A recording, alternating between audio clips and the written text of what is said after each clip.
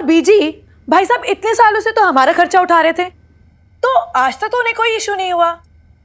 फिर अचानक वो मीता के चक्कर में ना अशोक बहुत स्वार्थी हो गया है लवली। आज माँ की दवाइयों का खर्चा भी उसे खलने लगा है। बेकार में किसी और को दोष मत दे बुढ़िया। सच तो ये सुखी, अपना सिक्का ही खोटा निकला।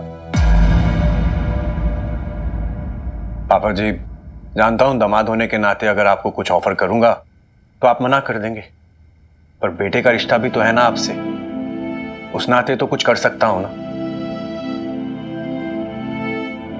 पता है बीजी, मेरी इतनी औकात नहीं कि आप लोगों को यहां से ले जाकर किसी दूसरी जगह पर रख सकूं,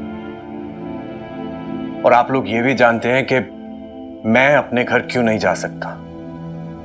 पर पापा जी, आपका ये बेटा इतना भी कमजोर नहीं कि अपने माँ बाप का खर्चा ना उठा सके। पापा जी, वादा कीजिए मुझसे कि आज के बाद आप अशोक भाई साहब से कुछ नहीं मांगेंगे।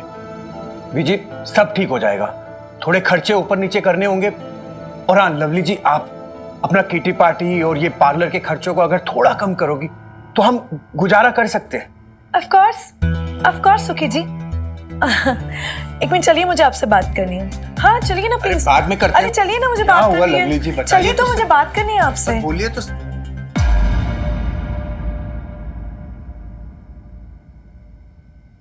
चलो जी, दिल हल्का हो गया। सुखी जी ने कह दिया ना, तो बस सुकून मिल गया। चाहे सुखी जी उतना ना कमाते हो, चाहे वो कुछ कर पाए या ना कर पाए, पर उन्होंने कह दिया ना, बेटा ना सही, बेटी और दामाद को तो चिंता है ना हमारी।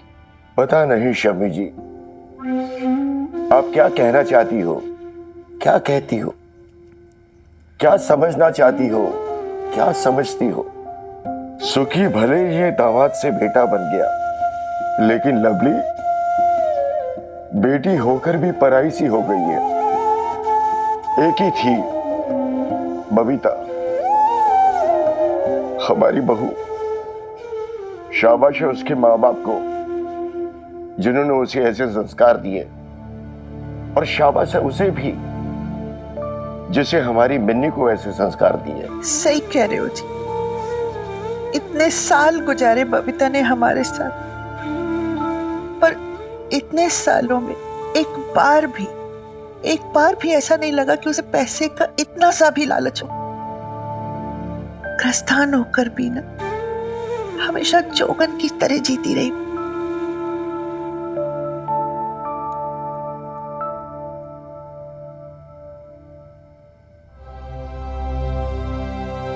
मैंने ज्यादा गहने जेवर तो मैं लेकर नहीं आई उस घर से। जो कुछ भी है बीजी के पास लॉकर में रखा हुआ है। फिलहाल तो यही है, कान की बालियां, सोने की चेन, लॉकेट वगैरह। शायद इसे देखे लॉयर की फीस आ जाए।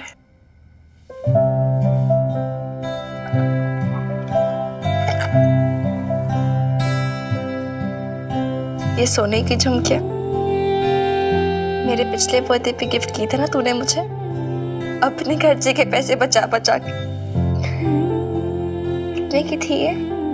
ठीक से याद नहीं है, शायद 15,000। ठीक है, फिर अब इन्हें भी ऐड कर लेते हैं साथ में। लॉयर की तो फीस है, ये सब मिला के थोड़ा थोड़ा करके हो जाएगा बेब्स, तो टेंशन मत ले। मिनी, एलिमनी ना लेने का मेरा फैसला ठीक तो है ना? हाँ बेब्स, और तो पूछ क्यों रही है? हाँ, तूने तो सिखाया ना मुझे कि हमारी सेल्फ रिस्पेक्ट से ऊपर और कुछ नहीं। क्या हुआ बेब्स?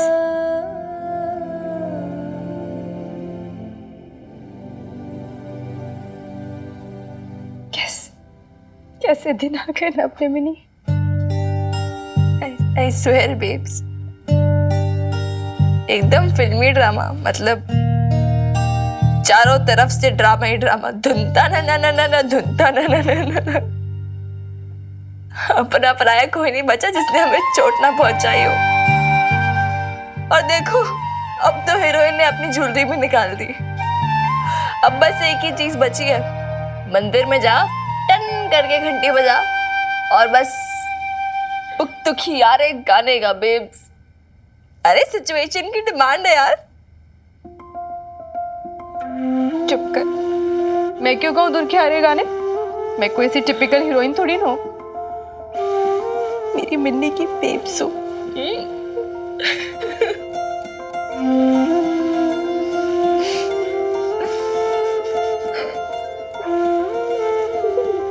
सब ठीक हो जाएगा बेब्स, सब ठीक हो जाएगा। Very cutie pie. भाई पेशेंस रख थोड़ा सा। साहब जी, और कितना टाइम लगेगा? ढूंढ रहा हूँ, वही ढूंढ रहा हूँ। जल्दी।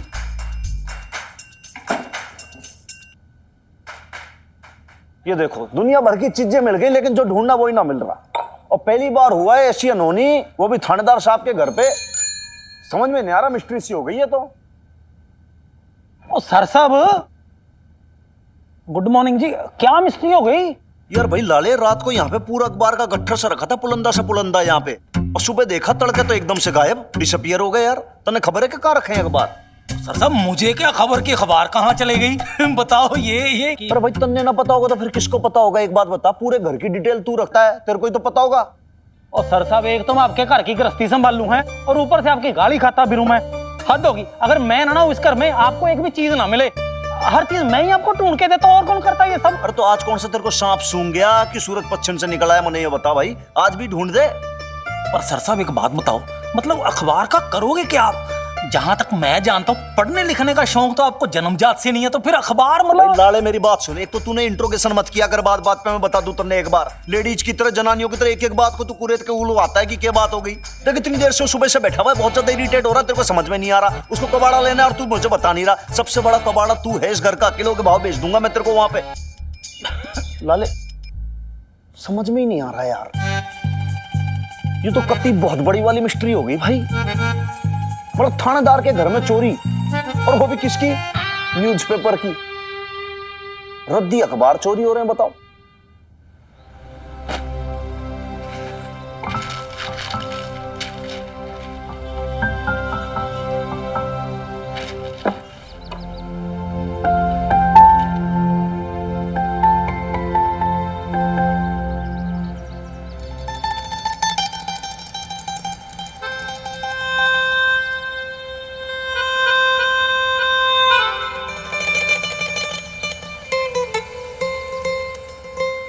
शाबाश बबीता, लगी रहे। अरे मैंने सब मालूम कर लिया है। कल वो प्लम्बर वाला आया था ना, उसी से पूछा मैंने। उसने कहा नईम भी, हर अखबार में रोज रोज इश्तिहार आते हैं, उन्हीं से मिलती है नौकरी। पर इसमें तो कोई MBA मांग रहा है, तो कोई पोस्ट ग्रेजुएशन और कोई वर्क एक्सपीरियंस, मतलब वो पहले से काम किया हुआ हो। और 15वीं की पढ़ाई तो बहुत कम है। अरे तो तू अपने आप को किसी से कम समझती है क्या? तूने भी तो 15वीं की हुई है। BA। अब हाँ हाँ वही BA क्या 15वीं से कम होता है? तू दिल छोटा मत कर, बस ऐसे ही निशान लगाती जा और फोन कर। अल्लाह ने चाहा तो कहीं ना कहीं कुछ ना कुछ इंतजाम जरूर हो जाएगा। चल हाँ।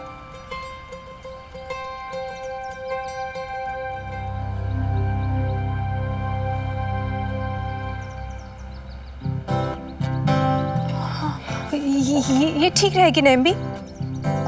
रिसेप्शनिस्ट की जॉब है, फीमेल कैंडिडेट, जनानी, BA पास चाहिए और 18 से 35 साल की उम्र के बीच। और तेरी उम्र क्या है? 35। हाय हाय, तू तो बिल्कुल बच्ची है। जल्दी शादी हो गई थी क्या? हाँ, वो 18 साल लगते लगते ही हो गई थी शादी। और विनी? वो भी जल्दी हो गई थी। तभी मैं कहूं कि तुम दोनों माँ बेटी से ज्यादा बहनें क्यों लगती हो? अरे तू तो है ही छोटी सी।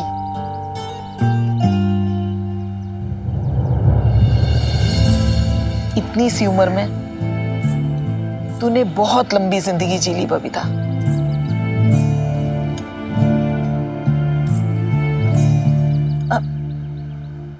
अच्छा चल छोड़ ये सब, तू इश्तिहार देख, चल फोन लगा।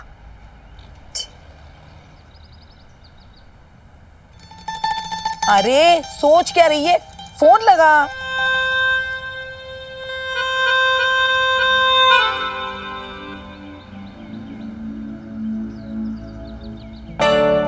इससे पहले तूने कभी नौकरी नहीं की ना, सोचा भी नहीं कभी नौकरी के बारे में?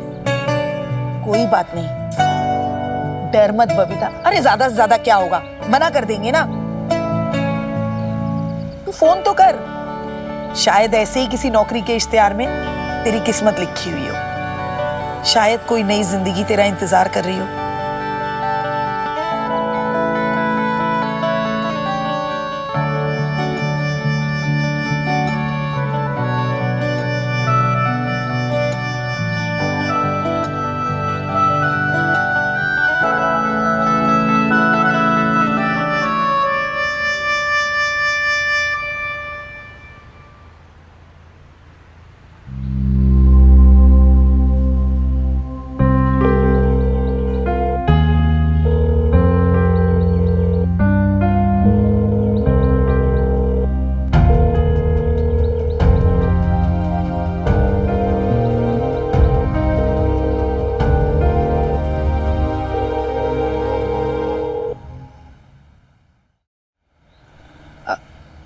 फोन तो किसी ने उठाया ही नहीं, कट गया। अरे फिर से कोशिश करना, ये ले कर कोशिश, अरे कर।